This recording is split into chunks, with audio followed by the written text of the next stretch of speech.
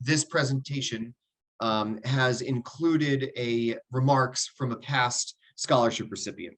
And usually one who is a seasoned brother who can share a bit of their personal narrative, the importance of the scholarship in their life, and also their any parting wisdom that they have for our recipients. It is my distinguished pleasure to introduce James Volpentest, who is a member of the Theta Theta chapter. He was a recipient in the 90s, I believe 1990, and is also whose career has spanned in the executive sales for a few companies that you've probably heard of. Notably, he now is at well, I'll let him explain exactly what it is, but he is the head of sales for a startup in the San Francisco Bay Area. Before that, he was at LinkedIn and Oracle. James, I just want to say welcome to the board of directors of the foundation, and thank you so much for being here today to share some words.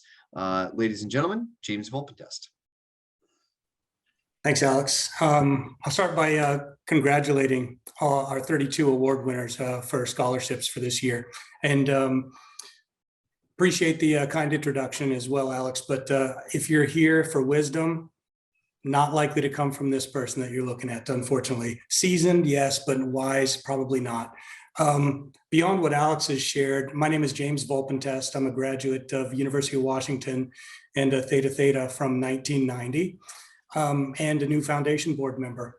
And when Alex asked me to prepare a few remarks, I started thinking about what the fraternity means to me, what the scholarship meant to me, and hopefully I'll be able to convey some of that to you all today. When I think of my college days, I think immediately of Psi Upsilon and the fraternity as a whole, and that includes the Theta Theta chapter, our social events that we would have, our Greek week competitions, intramural sports. I happen to play varsity soccer there as well, but more importantly, or more important than any of that, it's the building of lifelong relationships and friendships that I experienced with my fellow undergraduates at the Psi U chapter. I embraced it so much that I wound up leaving my childhood home in the summer of 1986 to attend soccer tryouts, and found a place to stay at Psi U. Wound up receiving a bid and pledged really quickly. And I never left the house, aside from, say, vacations. I stayed there during summers and everything until I graduated in the summer of 1990. And during those years, I was fortunate enough to be named, I think, Pledge of the Year in 1986, and was elected as the Vice President of Rush, which was great to see some fellow recruitment chairs among the scholarship recipients this year.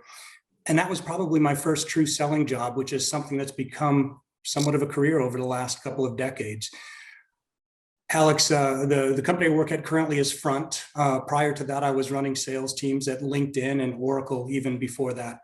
But the story's not about my career. It's more about why we're here today. And as I think you may or may not know, for everybody who's on the call, the Psi U Foundation's purpose is to advance the educational mission of our fraternity. And one way we do this is by providing scholarships to our undergrad and now graduate brothers on a need basis as well as a merit basis. And as Alex said, those scholarships do have a particularly, they're particularly meaningful to me because I was a recipient of one back in my days. And it was probably more 33, 34 years ago that I received the Michael Oberg Award. Michael was a brother who was just a couple of years ahead of me. I did not have the pleasure of meeting him, as his life was tragically lost in a car accident while he was traveling to a Rush event across the state. Like I said, I never knew Brother Oberg, but I could tell how deeply he was loved by the upperclassmen in the chapter. So well respected that our weekly formal dinners that we would have on Monday evenings, I remember them very well. Those dinners began by everybody turning towards a memorial plaque of Michael Oberg. And we would turn our attention to that plaque while we sang the Psi U doxology every Monday evening before dinner. Tom, thanks for chiming in. It's great to see that he was your Rush chairman, and I think that speaks to the impact he's had on many. Now, to be honest, I'd have to say that my appreciation for the scholarship that I received back when I was an undergraduate was probably a little bit lost on me at the time, and it's far greater now than it was back then. I was fortunate that I had parents who had the means to pay for my education, but I was also really happy, and I'd say I had a sense of pride knowing that my efforts for a merit-based scholarship like I received were helping my family out in order to pay for that. And I think with a couple of high school kids like I have now, one of whom will go off to school in the fall, and the awareness of how student debt really cripples people in the world today, I have a far better understanding of what every dollar from a scholarship fund can provide to everybody. And I hope you feel that same sense of gratitude for those of you who are receiving or have received scholarship money. I hope you feel that same sense of gratitude and commitment to the program that SciU offers that I now feel. Now, I think beyond that, I also want to share a little bit about the role that SciU's played in my personal life beyond the scholarship, if that's all right.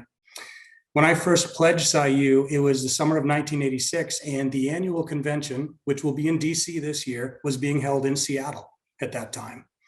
And it was being hosted by the Theta Theta chapter. It was then that I understood that the scale of the brotherhood was far greater than what I had just pledged into in the Theta Theta chapter, and that it was an international fraternity. And I got to meet a number of people in the summer of 1986 that I likely wouldn't have met because we didn't have technology like Zoom to bring us all together in that sort of capacity back then.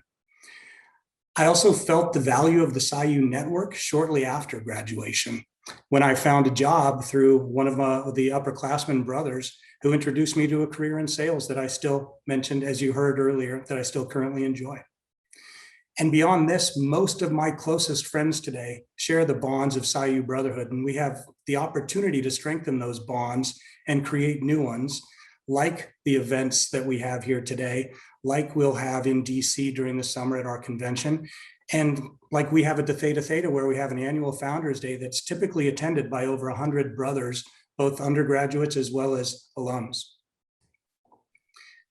And what I've come to appreciate most is that these seemingly loose connections, those connections that we are all part of this bigger international fraternity, they really come in handy when you might need them. You may not recognize it now as you're an undergraduate or perhaps as you're in your retirement, but if you're starting out in your career, the thing that I would like to share with you is the importance of using Psi Upsilon and the network of SciU to your advantage. Like I said earlier, technology is making it easier for us to connect with others who share our common bond.